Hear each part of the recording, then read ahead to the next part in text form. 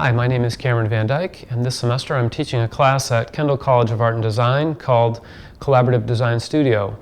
This is a class that uses design thinking strategies to engage complex social issues with the hope of creating innovative solutions. This semester we worked with a local nonprofit called Seeds of Promise, and Seeds of Promise provides resources and training for those trying to get reintegrated into the job market. We got involved because in addition to doing that, they also wanted to provide a creative housing option for homeless individuals who also wished to be part of the program. And their initial concept was to use 2 tiny houses placed on vacant lots inside the Seeds of Promise neighborhood.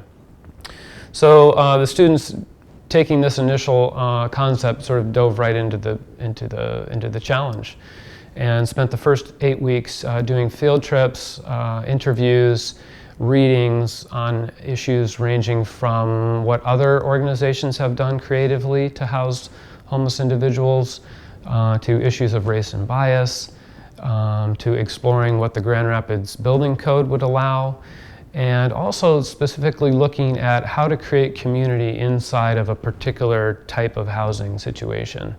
They then spent the rest of the semester synthesizing what they'd learned into a ready-to-build design. So for the next 20 minutes, the students are going to walk you through the research process, the design narrative, and then present their ready-to-build design for a specific site inside the Seeds of Promise neighborhood. My name is Aaron, and I'm going to help to guide you through the process of our project. Like Cameron said, we spent the first 8 weeks of our project researching.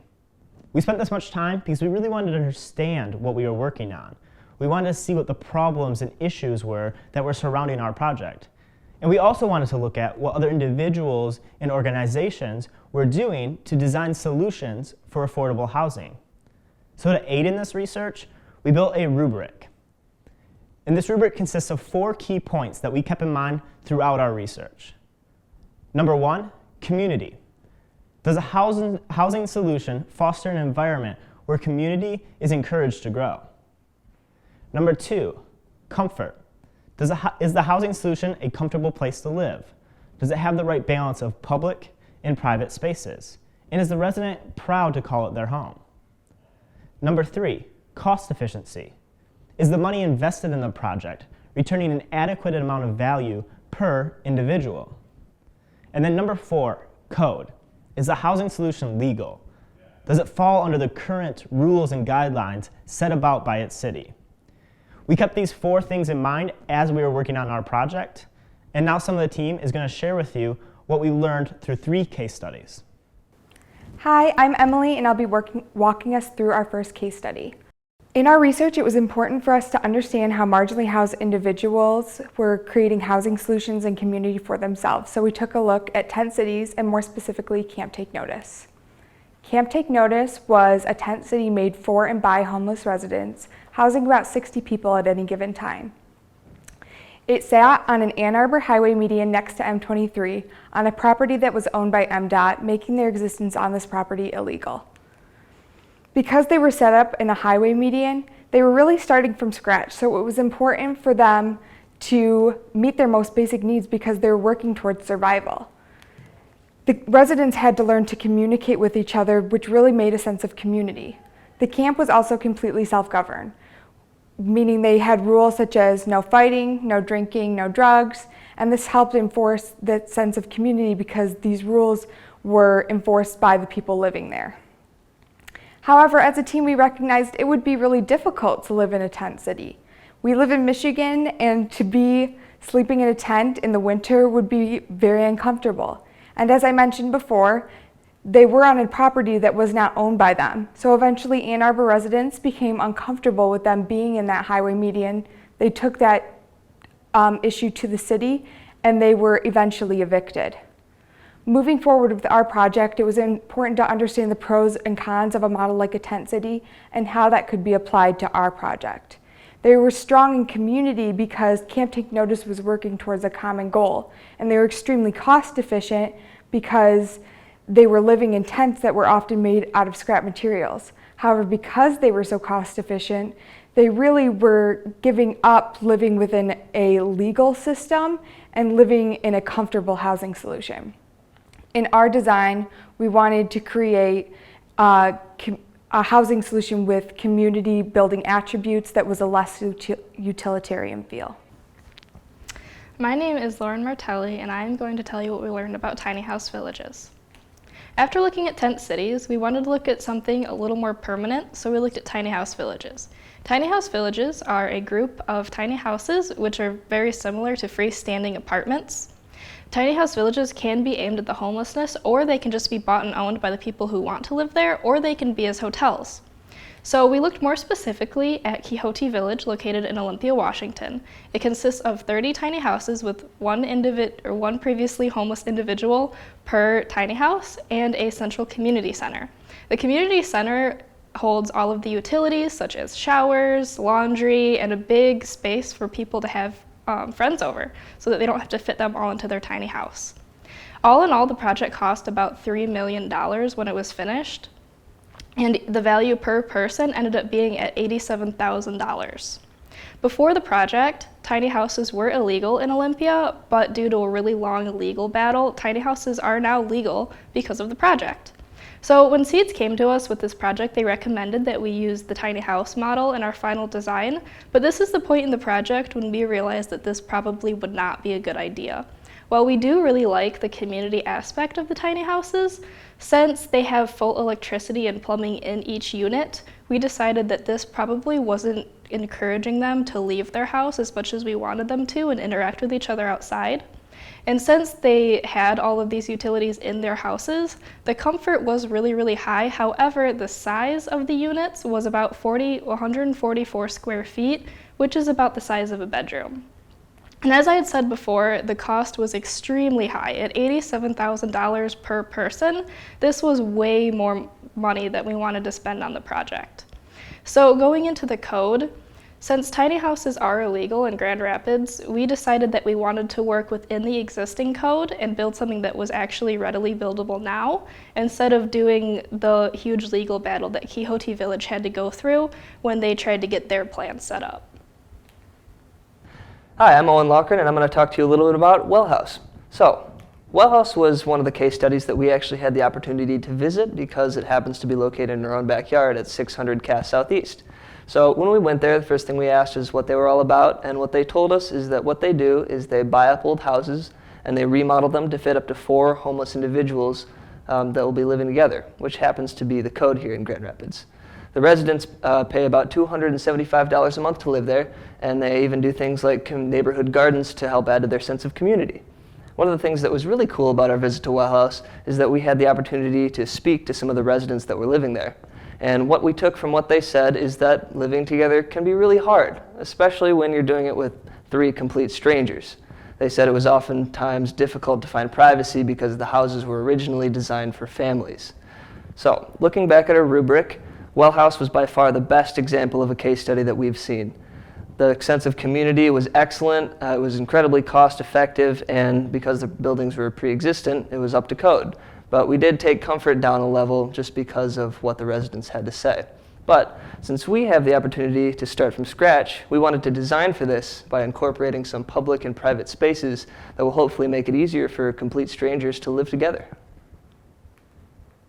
Hi, my name is Emma Williams, and I'm going to be going over our persona with you guys today. A persona, for those of you who don't know, is basically a design tool that us designers use in order to figure out who we are ideally designing for. Our ideal candidate, basically to figure out what they like, what they don't like, what we can add or take away. And so since we already sort of had a general idea about where we were going housing-wise, what we really needed to do was narrow down this persona. So we went to Dégagé. Dégagé has been around since 1967, so they're pretty well versed with dealing with the homeless community. So basically, we went to them in order to figure out who we were designing for. And we got to sit down with Marge, and she gave us this basic criteria of who we would be aiming for. The person would be 25 to 45 years old. They would be male. They'd be housing ready. And what we mean by housing ready is that they aren't going to have any drugs or alcohol problems, and that they have a job.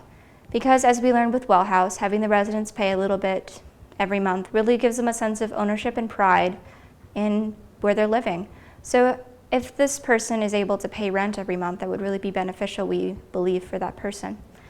Lastly, we really want them to be dedicated to the SEEDS program. And what we mean by that is that everything that we give them, they'll turn into something greater. They're going to be really passionate about being reintegrated into this community. The final thing that Marge mentioned to us was that the minimum number of people to form a community would be 4 people. Ideally, however, the number would be closer to 8 to 12 people. So we kept that in mind moving forward in our design process. So as you can see, we learned a lot through this research. From Tent Cities, we saw that they built a great community, and they were extremely cost efficient. But it was because of this cost efficiency that they were forced to sacrifice comfort and code. With Tiny House Villages, they built a similar sense of community, but they vastly improved on the comfort of Tent Cities. But it was because of this comfort that they had to sacrifice cost efficiency, and they still remained illegal in most cities, including Grand Rapids. With Well House, we saw the best housing solution that we could find. They built a great sense of community, they were extremely cost efficient, and they were completely legal. But we saw one issue with Well House, and this is at no fault to the organization, but it just comes with the nature of their housing solution. And that was with comfort. See, Well House is taking traditional family homes that were designed and built for the family unit and retrofitting them for 4 single individual people. And so when you put 4 individual people in a home that was designed for a family, you're bound to have issues with comfort. So moving forward, we asked ourselves, how do we design a solution that fulfills all 4 of these criteria while serving the needs of our persona? So to share with you how we did that, the rest of the team is going to guide you through the design narrative. Okay. Hello, I'm Eric Schrader, and I'm going to be talking to you about our design narrative. At the start of the semester, we were tasked by Seeds of Promise to design 2 tiny homes for a plot of land on the southeast side of Grand Rapids. Looking at this proposal, we realized that 2 single homes on the lot would lack community and wouldn't make the best use of the land that they purchased. So we quickly decided to move from 2 to 4 homes, which would allow for more people to be helped per lot and would add to the community element of the project. However, 4 separate homes with different kitchens and bathrooms quickly becomes unnecessarily expensive. Our solution to that issue was to instead have a larger, higher quality kitchen and bathroom in a single separate community building, which would mean cost savings and additions to community. However, this meant that residents would have to walk outdoors to get to their bathrooms and kitchen. At this point, however, we had to deal with the reality that 5 separate buildings on a single family lot was outlandish in terms of code in the city of Grand Rapids. So our group decided that all of the buildings should be connected. This solution improved our standing code-wise and also increased the amount of comfort by having attached bathrooms and kitchen. Following that decision, we realized that in its current form, the structure would stick out in the community. We decided to try building up instead of out and tried to take all of these elements and wrap them inside the visual of a traditional home. So in an attempt to fit in with other structures in the community, we looked at the average 4-bedroom, multi-level home. But this sort of plan creates very little privacy and has a large amount of wasted space in the basement. There's nothing new about this sort of plan, and it can be found all around the country. Our solution was to essentially put together 4 tiny houses under one roof. We moved the rooms into separate corners of the home, giving people more privacy as each individual's private room doesn't share a wall with any of the others.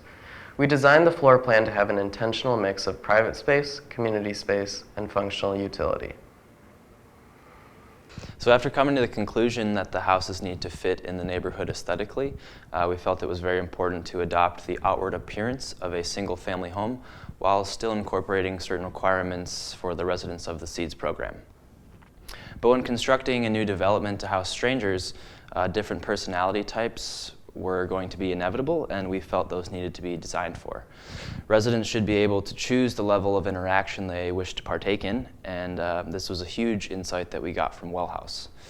So with this model, we are giving the residents that choice. The levels of interaction are determined by the residents themselves, for they can be alone in their own personal private bedroom, they can engage with one other person on their respective living floors, or gather as a whole on the main living floor.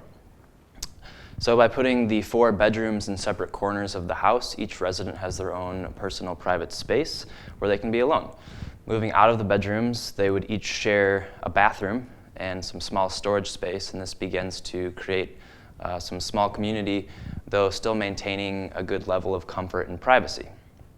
And then as you move onto the main floor on the first story, the 4 residents can gather there as a whole, and this ultimately sort of begins to foster that strong sense of community that we felt was vital to the project and really stages the level of community throughout the house.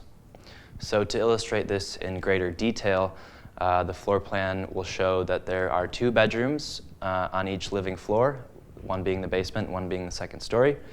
And each resident there will share a bathroom and a small storage space.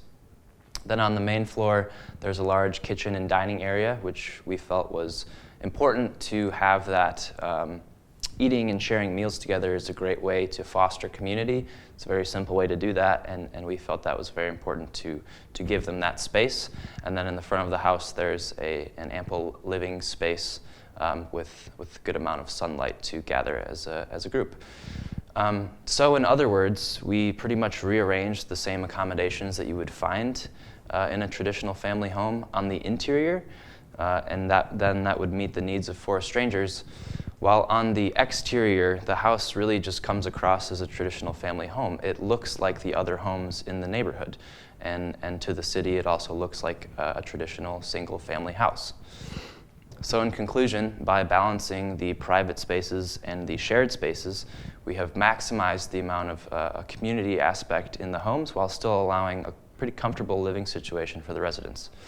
And since we're housing 4 individuals under one roof with shared utilities, the cost of living is reduced substantially. Also, our design passes existing building codes in Grand Rapids, and we went through a pretty extensive process to make sure that was the case.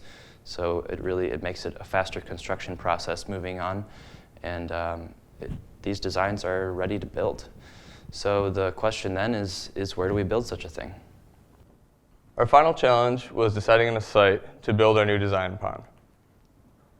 We first stopped at Kent County Land Bank, which provided us with a list of vacant properties nearby the Seeds of Promise target neighborhood.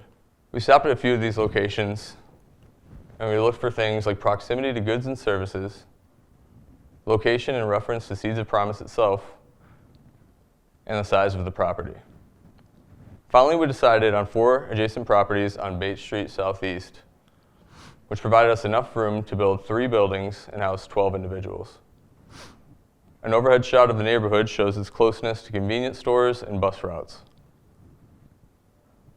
Our site plan features parking for 6 people, external storage, a patio area, and community garden. Our final design features 3 buildings, the community garden, egress windows for basement residents, patio space, and again provides enough room for 12 individuals to be housed. So in conclusion, we believe that this project has a lot of potential. We believe that the design solution fulfills all of the needs that we set out to achieve and fulfills the needs of our persona. So moving forward, we think that this solution can be implemented here in Grand Rapids and potentially around the country. Thank you.